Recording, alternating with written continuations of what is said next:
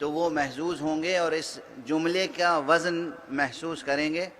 ایک بہت بڑے مصنف اردو کے گزرے ہیں جنہوں نے علم کلام میں کتاب لکھی، اور وہ علم کلام میں کتاب لکھی، اس میں صرف توحید پہ بحث کی اور نبوت پر، اس میں آخرت پہ بحث ہی نہیں ہے۔ میں نے ایک مرتبہ اعتراض کیا ایک سیمینار میں کہ بھائی یہ علم کلام میں کتاب ہے، علم کلام کے یعنی علم عقائد، اور اس میں توحید پہ گفتگو ہے، نبوت پہ گفتگو ہے، آخرت پہ گفتگو ہی نہیں ہے۔ تو جو جانبدارانہ رویہ رکھنے والے حضرات ہوتے ہیں ان کا جواب ایسے ہی ہوتا ہے۔ ایک صاحب کھڑے ہوئے کہنے لگے جناب وہ بالکل ٹھیک ہے، اصول دین میں آخرت ہے ہی نہیں۔ ذرا دیکھیے، اپنے کسی محبوب مصنف کو بچانے کے لیے اصول دین بدل دیے۔ ایسے دانشوروں سے آپ توقع رکھتے ہیں کہ اسلام بچائیں گے؟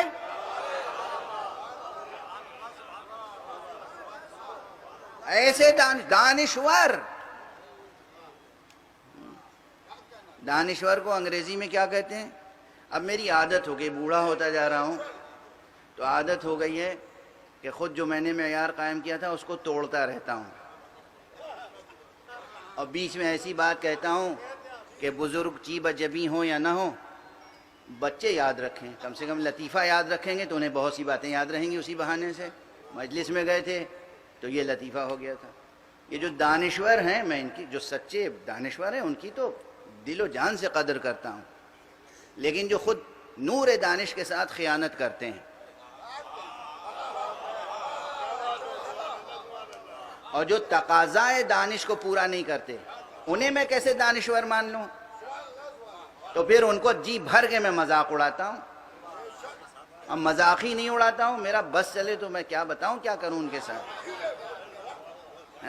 علم کی حرمت ہے، دانش کی عظمت ہے، علم کے تقاضے ہیں، دانش کے تقاضے ہیں، آپ کے اوپر ذمہ داریاں ہیں، وہ ذمہ داریاں آپ کو پورا کرنا چاہیے۔ یہ کیا دانش، علی گڑھ کے پروفیسر تھے وہ صاحب، اور بہت بڑی داڑھی تھی ماشاءاللہ، ان کا ذکر کر رہا ہوں۔ دانشور زندگی بھر اسلام پر لکھتے رہے، اور جب میں نے اعتراض کیا کہ اس کتاب میں آخرت کا ذکر ہی نہیں ہے تو کہنے لگے کہ اصول دین میں آخرت ہے ہی نہیں۔ سوچ سکتے ہیں آپ؟ اور یہ سیمینار ایسی جگہ ہوا تھا کہ اب میں اس کا نام بھی لوں تو حساسیت پیدا ہو جائے گی۔ بہرحال تو اب میں عرض کروں کہ صورتحال کس قدر سنگین ہوتی چلی جا رہی ہے۔ دو قسم کے ہیں، یہ ایک مثال ہے کہ اصول دین کی فہرست بدل دی، کم کر دیا۔ جو اس طرح جانبداری سے کام لیں ان سے یہ توقع ہو سکتی ہے کہ یہ اسلام کی حفاظت کریں گے اور پوری دنیا میں صحیح اسلام پیش کریں گے، اسلام کا صحیح چہرہ پیش کریں گے، جوہر اسلام پیش کریں گے، ان سے توقع ہے؟ حاشا وکلا۔ اسی لیے میں نے خلاصے کے طور پہ کہا کہ دو اسلام ہیں، دو طرح کے مسلمان ہیں۔ لیکن پلٹ کے آؤں اس موضوع کی طرف جو چل رہا ہے، خدا کی قسم، اب یہ کہنے کی ضرورت نہیں ہے کہ آپ کے سامنے یہ کہنے کی ضرورت ہے، دیکھیے حسن بیان بھی یہ ہوتا ہے اور حسن سماعت بھی، کہ لفظوں کو سن کے وہ بات سمجھ لی جائے جو لفظوں میں نہیں ہے۔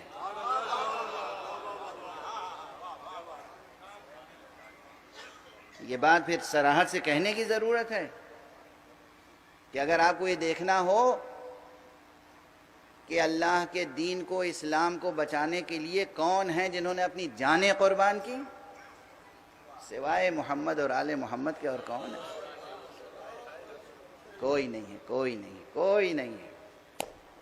ہزاروں بار تاریخ کو بدلو گے، مسخ کرو گے، اس میں جھوٹ شامل کرو گے، تب بھی سچے کردار کا نور وہ ہوتا ہے جو آفتاب کی طرح چمکتا رہتا ہے۔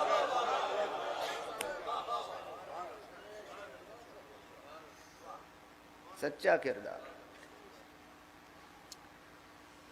تیزی سے آگے بڑھوں، گفتگو کو سمیٹ دوں۔ یہ جو میرے بکھرے ہوئے جملے ہوتے ہیں نا، ایک ایک جملہ بھی یاد رہ جائے بچوں کو تو انشاءاللہ کام آئے گا۔ اب وہ کہیں دو نا جو بچوں سے وعدہ ہو گیا تھا ایک طرح سے کہ بچے لطیفہ یاد رکھیں گے۔ یہ جو خائن دانشور ہیں، دانشور کے لیے انگریزی میں کیا لفظ استعمال ہوتا ہے؟ انٹلیکچول. اب میں کیا کہوں، جب میں بچہ تھا اور مجھ سے انگریزی مجھے نہیں آتی تھی، انگریزی الفاظ کا تلفظ نہیں آتا تھا، تو اردو میں انٹلیکچول جب لکھا جاتا تھا تو میں تو اسے انٹل کچول پڑھتا تھا.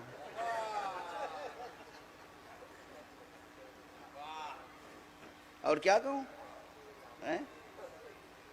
دانش کے ساتھ خیانت، علم کے ساتھ خیانت، علم کے تقاضوں کے ساتھ خیانت، عالم کے منصب کے ساتھ خیانت، معاشرے کے ساتھ خیانت، خدا کے ساتھ خیانت، نبی کے ساتھ خیانت، امام کے ساتھ خیانت، قرآن کے ساتھ خیانت. یہ اسلام کی ترجمانی کریں گے؟ بہرحال گفتگو مختصر کر دوں میں یہاں